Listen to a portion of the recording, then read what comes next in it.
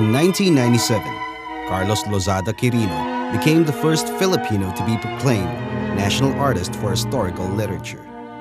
It was a new category created by President Fidel V. Ramos that seemed to have been tailor-fitted to accommodate Carlos Quirino. It caused quite a stir in the local cultural and artistic community. Many people were objecting when I suggested that he be National Artist in Literature, but I cited that there are many historians that have been given the Nobel Prize Award in Literature because of their historical writing, because it is a form of literature. Let me tell you a story about the proclamation of Carlos Quirino as a national artist for historical literature.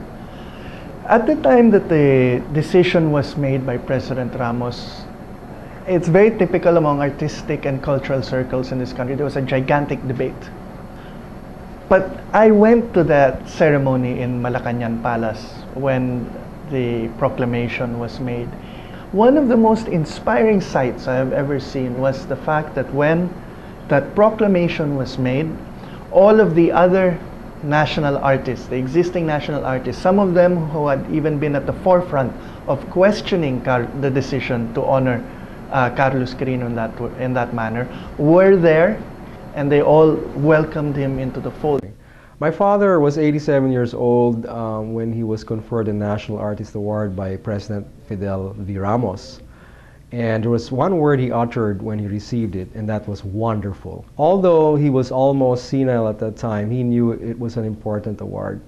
And he felt good about it. And the family was very proud of him. But it was something that he did not pursue, meaning awards. He just focused on his work, and eventually he was recognized for that.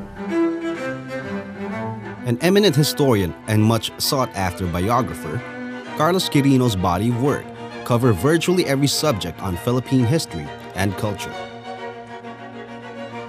His biography of Jose Rizal, entitled The Great Malayan, is recognized as one of the earliest written on the Philippine national hero. Quirino is known to have written more biographies than any other Filipino writer.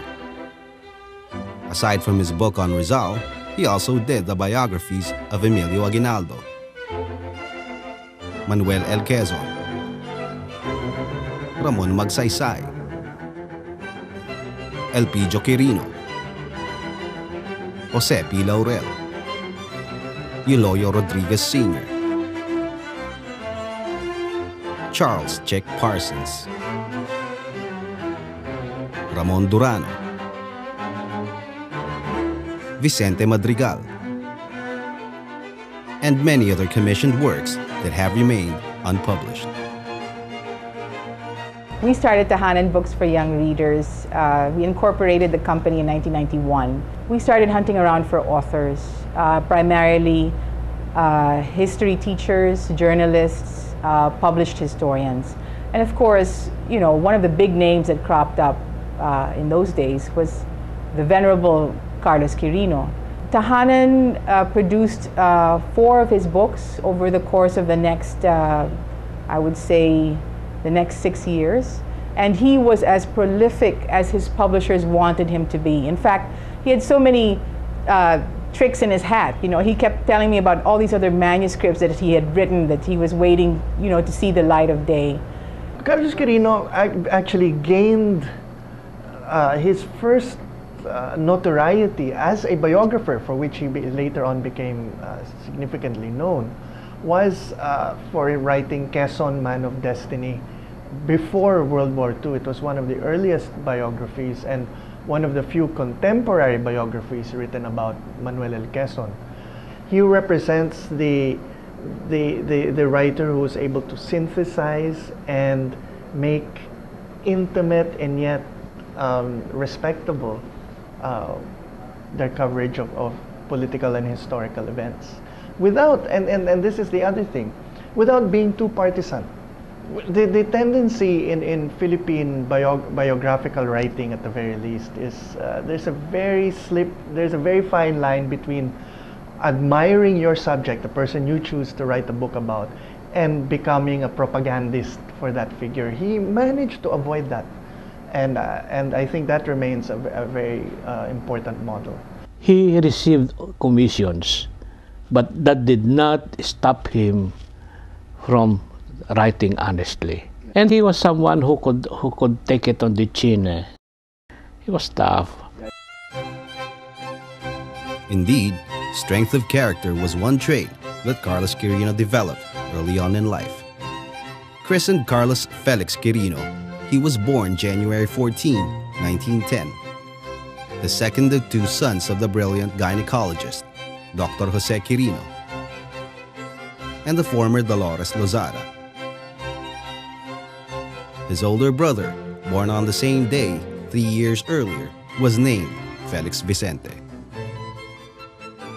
Carlos was 2 months short of his 4th birthday when he lost his father in a tragic car accident in Antipolo, Rizal.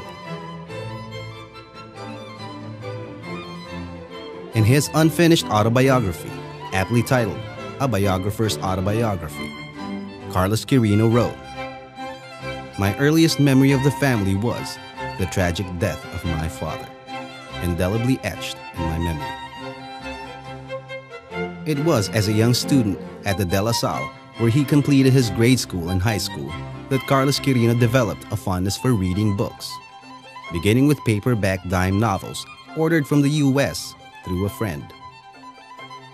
In high school, he began to read adventure books, like those of Italian-American novelist Rafael Sabatini, which he said fired his imagination.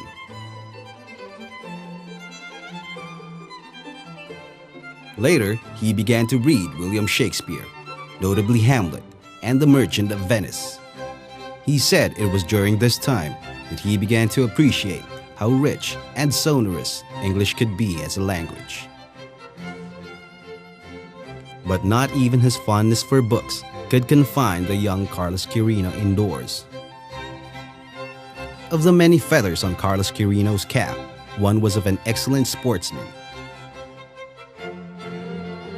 He wrote about taking up track and field at the De La Salle and of many family vacations spent at the beach, where he and brother Felix learned to become good swimmers.